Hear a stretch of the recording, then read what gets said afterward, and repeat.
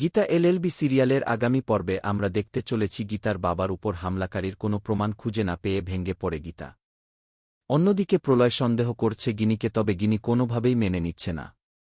গিনি বারবার বলছে আমি কিছু করিনি আর আমি এই ব্যাপারে কিছু জানিও না। এই বিষয়গুলো গীতাকে ফোন করে জানায় প্রলয়। তবে গিনির পেছনে লোক লাগিয়ে দেয় গীতা। কারণ গীতা ভাবে গিনি যার সাথে মিলে তার বাবাকে শেষ করতে চেয়েছিল নিশ্চয়ই তার সাথে আবার যোগাযোগ করার চেষ্টা করবে।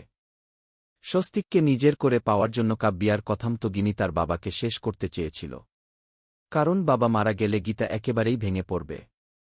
সেই সুযোগে স্বস্তিককে নিজের করে নিবে কাব্যা। অন্যদিকে দেখা যায় গীতার একজন লোক গিনির উপর সবসময় নজর রাখে। তাই গিনি কাব্যার সাথে দেখা করতে এলে গীতাকে জানিয়ে দেয়। এটা শুনে গীতা বলে তুমি নজর রেখো, আমি এক্ষুনি আসছি। তারপরেই দেখা যায় গিনিকে কাব্যা বলে তুমি যে আমার কথা মতো তোমার বাবাকে শেষ করছিলে তার জন্য এই নাও তোমার টাকা। তখন গিনি বলে আমি বাবাকে কখনো শেষ করতে চাইনি, তবে গীতার উপর প্রতিশোধ নেওয়ার জন্য এটা করতে চেয়েছিলাম। কারণ ওই গীতার জন্য আমি কোথাও কোনো সম্মান পাই না, এমনকি আমার নিজের শ্বশুর বাড়িতেও না। তাই গীতাকে ফাঁসানোর জন্য নিজের বাবাকে শেষ করতে চেয়েছিলাম।